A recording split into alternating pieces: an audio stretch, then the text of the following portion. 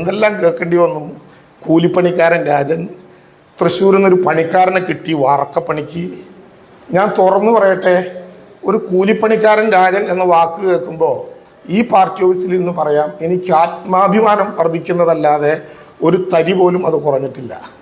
PC ജോഷിയുടെയും Rajesh റാവുവിൻ്റെയും P കൃഷ്ണപിള്ളയുടെയും ഒക്കെ സ്മരണകൾ അടങ്ങുന്ന ഈ പാർട്ടി ഓഫീസിൽ നിന്ന് എന്നെ മന്ത്രിയായി ചുമതലപ്പെടുത്തി പറഞ്ഞു വിട്ട് 5 വർഷം കഴിഞ്ഞ് കയറി വരുമ്പോൾ മുതലാളി രാജൻ എന്ന പേര് കേട്ടില്ലല്ലോ.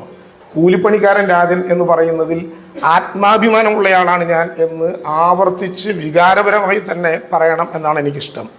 കാരണം ഞാൻ പ്രതിനിധീകരിക്കുന്നത് ഒരു തൊഴിലാളി വർഗ പ്രസ്ഥാനത്തിൻ്റെ പ്രതിനിധിയാണ് എന്നുള്ളത് കൊണ്ട് ആ കൂലിപ്പണിക്കാരൻ്റെ ഹൃദയവികാരങ്ങളും വേദനകളും അറിയുന്ന തൊഴിലാളികളുടെയും കൂലിപ്പണിക്കാരുടെയും ഒക്കെ വേദനകൾ അറിയുന്ന ഒരു മണ്ണിൽ നിന്ന് വന്ന ഒരാളെന്ന നിലയിൽ ഞാൻ എൻ്റെ അഭിമാനകരമായിട്ടുള്ളൊരു സമ്മാനമായി സുഹൃത്തുക്കളിൽ നിന്ന് അത് ഹൃദയപൂർവ്വം ഏറ്റുവാങ്ങുന്നു. പക്ഷെ ഒരു കാര്യം മനസ്സിലാക്കേണ്ടതുണ്ട്, എന്നെ നികൃഷ്ടനാക്കാനോ എന്നെ തള്ളിപ്പറയാനോ വേണ്ടിയാണല്ലോ കൂലിപ്പണിക്കാരൻ്റെ പേര് ഉപയോഗിച്ചത്.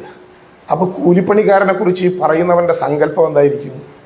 ഓരോരുത്തരുടെയും സംസ്കാരത്തിനും ഓരോരുത്തരുടെയും ഇഷ്ടത്തിനും ചേർന്ന വിധത്തിൽ അങ്ങനെ പറയുന്നതിൽ ഒരു പ്രശ്നവും എനിക്കില്ല. വളരെ അഭിമാനത്തോടെ ഞാനത് ഏറ്റെടുത്തതായി സവിനയം നിങ്ങളെ അറിയിക്കാൻ വേണ്ടി ആഗ്രഹിക്കുകയാണ്.